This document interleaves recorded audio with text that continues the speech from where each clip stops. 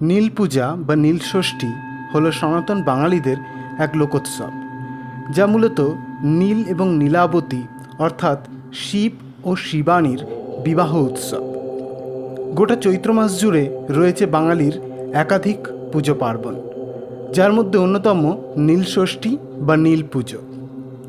নীল সন্ন্যাসীরা ও শিব দুর্গার সঙ্গেরা পূজার সময় নীলকে সুসজ্জিত করে গীতিবাদ্য সহযোগে বাড়ি বাড়ি ঘোরান এবং ভিক্ষা সংগ্রহ করেন। নীলের গানকে বলা হয় অষ্টক গান। ওই দিন সন্ধেবেলায় সন্তানবতী হিন্দু মহিলারা সন্তানের কল্যাণার্থে সারাদিনে উপবাস করে দেবী নীলাবতী ও দেবী ষষ্ঠীর পূজা করে নীলের ঘরে অর্থাৎ কোনো শিব মন্দিরে মহাদেবের পুজো করে সেখানে বাতি জেলে উপবাস ভঙ্গ করেন। তাই মহাদেবের মন্দিরগুলিতে ভিড় জমান ভক্তেরা। এই বছর 13 এপ্রিল অর্থাৎ 30শে চৈত্র পড়েছে নীল পুজোর তারিখ। নীল ষষ্ঠীর দিন সারাদিন উপোস করে সন্ধেবেলা শিবের মাথায় জল ঢালতে হয়। এরপর শিবের মাথায় বেলপাতা, ফুল ও একটি ফল ছুঁয়ে রাখতে হয়।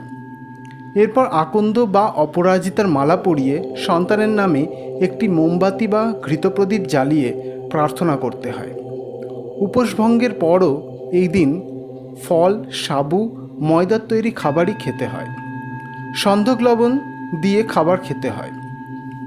তারকেশ্বর থেকে শুরু করে পশ্চিমবাংলার একাধিক স্থানে কাঁধে বাঁক নিয়ে শিবের মাথায় জল ঢালতে হাজির হন শিব ভক্তেরা। শিবের অপর নাম নীলকণ্ঠ বা নীল। অনেকে মনে করেন শিবের সঙ্গে নীলচণ্ডিকা বা নীলাবতী পরমেশ্বরীর বিয়ে উপলক্ষে লৌকিক আচার অনুষ্ঠান সংঘটিত হয় এই দিন। শোনা যায় দক্ষযজ্ঞে দেহত্যাগের পর সতী পুনরায় নীলোধ্বজ রাজার বিল্ববনে আবির্ভূতা হয়েছিলেন। এরপর রাজা তাকে নিজের মেয়ের মতো করে বড় করে শিবের সঙ্গে ফের বিয়ে দেন।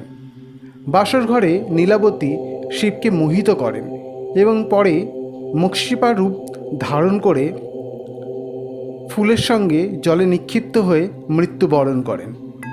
রাজা রানীও শোকে প্রাণ বিসর্জন দেন। শিব ও নীলাবতীর বিবাহর স্মারক হল এই নীল পুজো। নীলষষ্ঠীর সঙ্গে জড়িয়ে আছে আরও একটি লোককথা। পুরাকালে এক বামুন আর বামুনি ছিলেন, যারা অতি ভক্তি ভরে নানা ব্রত পালন করলেও তাদের সন্তান বেশি দিন বাঁচত না। এরকমভাবে দিন কাটানোর সময় একদিন কাশীর গঙ্গাঘাটের ওপর বসে দুঃখে দুজনে কাঁদছিলেন। এই দেখে মা ষষ্ঠী বুড়ি বামনির বেশ ধারণ করে এসে জিজ্ঞাসা করেন, তোরা কাঁদছিস কেন? বামুনি তার দুঃখের কথা জানালে মা ষষ্ঠী প্রশ্ন করেন, তোরা কি নীল ষষ্ঠী করেছিস?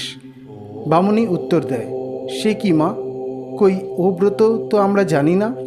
তখন মা তাদের বলেন, সমস্ত চৈত্র মাস সন্ন্যাস করে শিব পুজো করবে। তারপর সংক্রান্তির আগের দিন সমস্ত দিন উপোস করে সন্ধে নাগাদ নীলাবতীর পুজো করে নীলকণ্ঠ শিবের ঘরে বাতি জেলে দিয়ে মা ষষ্ঠীকে প্রণাম করে জল খাবে। ওই দিনকে ষষ্ঠীর দিন বলে। যারা নীলষষ্ঠী করে তাদের ছেলে মেয়ে কখনো অল্প বয়সে মরে না, একথা বলেই বামনি বেশে মা ষষ্ঠী অদৃশ্য হয়ে যান। এরপর ব্রাহ্মণ ও বামনি ভক্তি ভরে নীলষষ্ঠীর পুজো করেন। এরপর থেকে তাদের ছেলে মেয়ের কোনো অঘটন আর ঘটেনি, তারা সুস্থভাবে বেঁচে থাকে। এভাবেই শুরু হয় নীলষষ্ঠীর পুজো।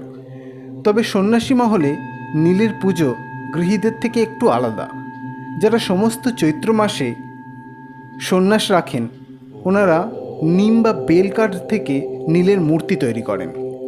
চৈত্র সংক্রান্তির আগের দিন অধিবাস করানো হয় এবং অধিক রাত্রে হয় হাজরা পুজো, অর্থাৎ বিয়ে উপলক্ষে সকল দেবতাকে আমন্ত্রণ করা। হাজরা পুজোয় শিবের চেলা বা ভূত প্রেতের দেবতাকে পোড়া শোল মাছের ভোগ দেওয়া হয়। পরদিন নীল পুজোর সময় নীলকে গঙ্গা জলে স্নান করিয়ে নতুন লাল শালু কাপড় পরিয়ে অন্ততপক্ষে 7টি বাড়িতে নীলকে ঘোরানো হয়। নীল সন্ন্যাসীরা একই রকমভাবে লাল কাপড় পরে পাগড়ি মাথায়, গলায় রুদ্রাক্ষ মালা ও হাতে ত্রিশূল নিয়ে নীলকে সঙ্গে করে মিছিল করে। এদের দলপতিকে বলা হয় বালা। সাথে থাকে ঢাক, ঢোল, বাঁশি, বাজনাদারের দল এবং কাল্পনিক শিবদুর্গার সাজে সঙ্গেরা। গৃহস্থ মহিলারা উঠানে আলপনা দিয়ে নীলকে আহ্বান করে বরাসনে বসিয়ে তার মাথায় তেল সিঁদুর পরিয়ে দেন।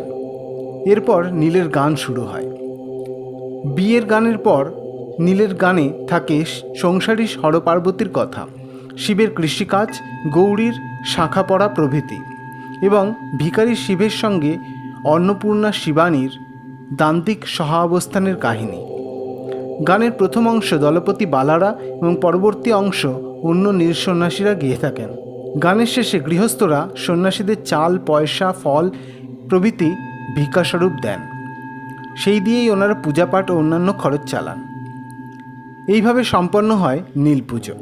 ভক্তি ভরে এই দিন বাবার পুজো সাথে দেবী নীলাবতী ও মা ষষ্ঠীর পুজো করুন। তবে যারা মন্ত্র ব্যবহার করতে চান, করে পুজো করতে চান, তাদের জন্য আলাদা একটি আমি ভিডিও এখানে দেবো। তাতে আমি সংক্ষেপে কিভাবে নীল পুজো করা যায় মন্ত্র সহকারে, সেই পদ্ধতি আপনাদের জানানোর চেষ্টা করব। আজকে মোটামুটি নীল ষষ্ঠীর সম্পর্কে আপনাদের একটি ধারণা দিলাম। জয় বাবা ভোলানাথ।